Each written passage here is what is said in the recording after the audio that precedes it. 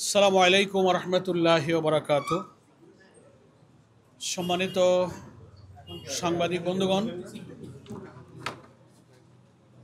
আপনারা ইতিমধ্যে অবহিত হয়েছেন আমাদের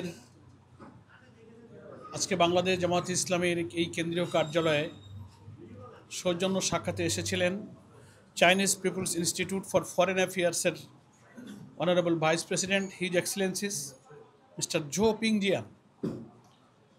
তার সঙ্গে আরও অনেক সম্মানিত অতিথিবৃন্দ ছিলেন। His excellency mister Zhou Pingjian, his excellency mister Zhou Yango, his excellency Dong Wangsu, her excellency Zhongli. আমরা অত্যন্ত সৌহার্দ্যপূর্ণ পরিবেশে সম্মানিত অতিথিবৃন্দকে জামায়াতে ইসলামীর অফিসে স্বাগতম জানিয়েছি এবং আমাদের মাঝে হিজ এক্সেলেন্সি মিস্টার জো পিংজিয়ান উপস্থিত আছেন। আমাদের সম্মানিত আমিরে জামাত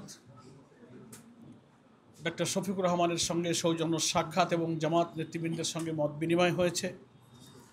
সে সম্পর্কে খুবই সংক্ষেপে আমরা আপনাদের সামনে ব্রিফ করব এবং আমাদের সম্মানিত অতিথি মিস্টার জো পিংজিয়ানও সংক্ষেপে একটু আপনাদের সামনে ব্রিফ করবেন। সম্মানিত সাংবাদিক বন্ধুগণ, আমাদের বাংলাদেশ জামায়াতে ইসলামীর সম্মানিত আমির ডক্টর শফিকুর রহমান সম্মানিত অতিথিবৃন্দকে জামাত অফিসে স্বাগতম জানিয়েছেন এবং ইতিপূর্বে বাংলাদেশ জামাত ইসলামীর পক্ষ থেকে দুইবার একটা ডেলিগেশন যে চায়না সফর করেছেন, সেই অভিজ্ঞতা সম্মানিত আমির জামাত এই প্রতিনিধি দলের সামনে তুলে ধরেছেন। যারা এসেছেন Chinese People's Institute for Foreign অ্যাফেয়ার্সের সম্মানিত কর্মকর্তাবৃন্দ এসেছেন ওনাদের সামনে। এবং আমাদের সম্মানিত আমির তার অসুস্থতা এবং অপারেশনের পর কিছুটা সুস্থ হওয়ার পর এই প্রথম জামাত অফিসে বিদেশি কোনো ডেলিগেশনের সামনে উপস্থিত হয়েছেন। সেজন্য তিনি আল্লাহর শুকরিয়া আদায় করেছেন এবং সম্মানিত অতিথিবৃন্দকে কৃতজ্ঞতা জানিয়েছেন। এবং আমাদের উভয় নেতৃবৃন্দের সঙ্গে পরস্পর পরিচিতি অনুষ্ঠিত হয়েছে। ৭৫-এর পর থেকে বাংলাদেশের সঙ্গে যে কূটনৈতিক সম্পর্ক, চায়নার ঘনিষ্ঠ প্রতিবেশী সুলভ এবং বন্ধুত্বপূর্ণ সম্পর্কের কথা স্মরণ করা হয়েছে।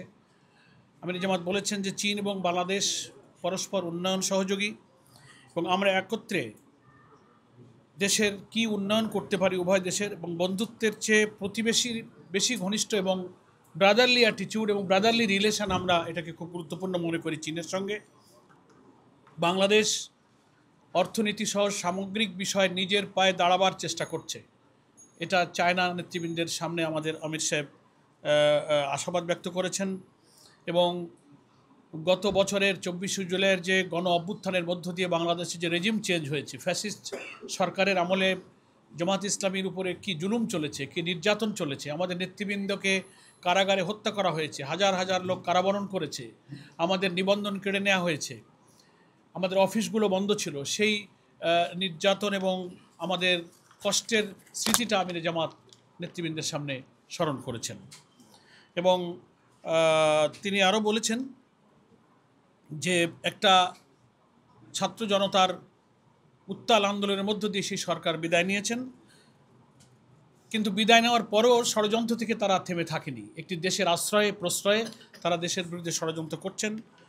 বিশ্ব পরিস্থিতি, গ্লোবাল পলিটিক্স, গ্লোবাল সিকিউরিটি, নানান কনটেক্সটে এইসব আলোচনা উঠে এসেছে। আমির জামাত সেটা এখানে অবহিত করেছেন এবং তিনি আশাবাদ ব্যক্ত করেছেন যে আমরা কীভাবে একটি নতুন ভবিষ্যৎ, একটি নতুন বাংলাদেশ গড়তে পারি দুদেশের মধ্যে, সেই সৌহার্দ্যপূর্ণ সম্প্রীতিপূর্ণ আলোচনা তিনি প্রতিনিধি দলের সামনে তুলে ধরেছেন। বাংলাদেশের অর্থনীতি, আমাদের ব্যাংকিং ব্যবস্থা যে একেবারে লুট হয়ে গেছে, করাপশান, অর্থ পাচারে আমাদের অর্থনীতি যে ফোকলা হয়েছে, সেটা তিনি তুলে ধরেছেন। জামাত ইসলামী সবসময় গণতান্ত্রিক প্রক্রিয়ায় বিশ্বাসী এবং একটি নির্বাচনমুখী দল।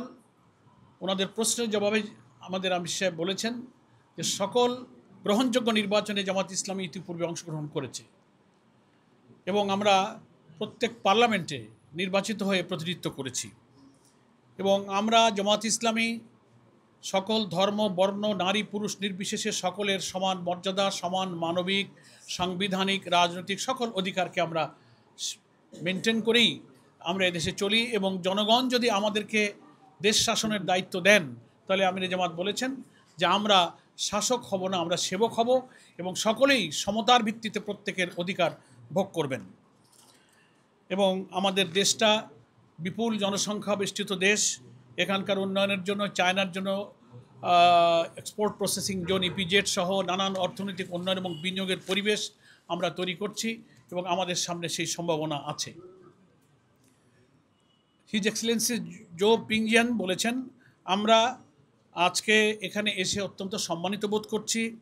আপনার সুস্থতার পর তিনি যে আমাদের আমিরে জামাত হাসি মুখে খুব কর্ডিয়ালি রিসিভ করেছেন, তাতে ওনারা খুবই কৃতজ্ঞতা প্রকাশ করেছেন।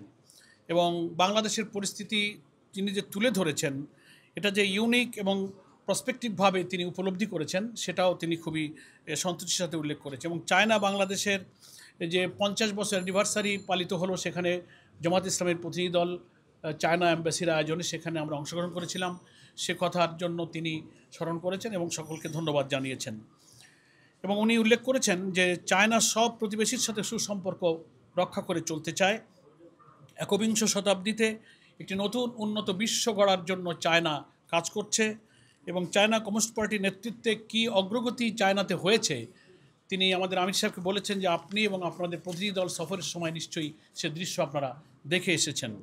এবং চীনের আধুনিকীকরণের জন্য চীনের বিপ্লবের যে 1949 থেকে 2049 এই শতাব্দীর বাকি অংশ অতিবাহিত করার জন্য প্রতি 5 বছরে 5 ইয়ার্স প্ল্যানের মধ্য দিয়ে তারা ডেভেলপমেন্ট এবং মডার্নাইজেশন করার জন্য যে উদ্যোগ নিচ্ছেন, এটাও আমাদের সম্মানিত মিস্টার জো পিংজিয়ান জামাত নেতৃবৃন্দকে অবহিত করেছেন। এবং তিনি এটাও উল্লেখ করেছেন যে আন্তর্জাতিক পরিবেশে আমরা যৌথ পার্টনারশিপের ভিত্তিতে উন্নয়ন অগ্রগতি করতে চাই। অবকাঠামোগত উন্নয়ন, বিশ্ব নিরাপত্তা অর্থাৎ গ্লোবাল সিকিউরিটির প্রশ্নে গ্লোবাল ইনিশিয়েটিভের যে মহান একটা আদর্শ, সেটা নিয়ে চায়না বিশ্ব রাজনীতিতে এগিয়ে যাচ্ছে। এবং তিনি বলছেন যে কোনো দেশ শুধু আয়তনে বড় হলেই বড় হয়ে যায় না, বিশ্ব দরবারে বিশ্ব সভ্যতায় সকলেরই অধিকার এবং মর্যাদা সমান হওয়া উচিত। এবং গ্লোবাল গভর্নেন্স ইনিশিয়েটিভের যে একটা মহান উদ্যোগ চীন গ্রহণ করেছে, সে সম্পর্কে তিনি তুলে ধরেছেন। আঞ্চলিক ও বিশ্ব পরিবেশের বিবেচনায় বাংলাদেশ চায়না ভবিষ্যতে উল্লেখযোগ্য অগ্রগতি যৌথভাবে রাখবে, এবং বাংলাদেশের সঙ্গে কিছু কৌশলগত স্ট্র্যাটেজিক ডায়ালগ ওনারা প্রয়োজন অনুভব করেন। পার্টি টু পার্টি জামাত ইসলাম এবং চায়না কমিউনিস্ট পার্টি এর একটা সুসম্পর্ক এবং মত বিনিময় এবং স্ট্র্যাটেজিক্যাল ডায়ালগ ওনারা অনুভব করেন। সম্মানিত আমিরে জামাত ওনাদেরকে ধন্যবাদ জানিয়েছেন, এবং সরকারের সাথে সরকার G2G পার্টি টু পার্টি উভয় রিলেশনটা মেনটেন হবে চায়নায়। ওনারা জানতে চেয়েছেন আগামী নির্বাচনে আপনারা অংশগ্রহণ করবেন, তার কি প্রস্তুতি। আমাদের আমিরে জামাত বলেছেন আমরা সবসময় নির্বাচনমুখী দল, আমাদের নির্বাচনের প্রস্তুতি আছে, ইনশাল্লাহ আমরা নির্বাচনে অংশগ্রহণের যাবতীয় প্রস্তুতি গ্রহণ করছি। মানবাধিকার প্রশ্নটা এসেছে, আমাদের আমিরে জামাত বিশ্ব পরিস্থিতি, বিশ্বের মানবাধিকার যেখানে যেখানে লঙ্ঘিত হচ্ছে, ফিলিস্তিনের জনগণের প্রতি, গাজার মুসলমানদের প্রতি যে অত্যাচার হচ্ছে, সেই মানবাধিকার লঙ্ঘনের কথা তিনি তুলে ধরেছেন। সিরিয়া, ইরাক, ইভেন মায়ানমারের দৃষ্টি আকর্ষণ করা হয়েছে। এসব ক্ষেত্রে বিশ্ব রাজনীতিতে চায়নার একটি উল্লেখযোগ্য ভূমিকা এবং অবদান প্রয়োজন। আলোচনায় ইউক্রেন রাশিয়ার পরিস্থিতিটাও এসেছে, যেই সব মানবাধিকার লঙ্ঘনে বড় বড় শক্তি পেছন থেকে যে মদত দেয়, এ ব্যাপারে আমাদের সকলেরই ঐক্যবদ্ধভাবে ভূমিকা রাখা উচিত। সম্মানিত সাংবাদিক বন্ধুগণ, এই সব আলাপ আলোচনা আমাদের মধ্যে উভয় দলের মধ্যে হয়েছে। আমি এখন রিকোয়েস্ট করব, I request his excellency mister Zhou Pingjian please remarks few words to journalists. Thank you. Good morning, everyone. I wish I could understand the local language so I can better figure out what my friend was briefing about our meeting.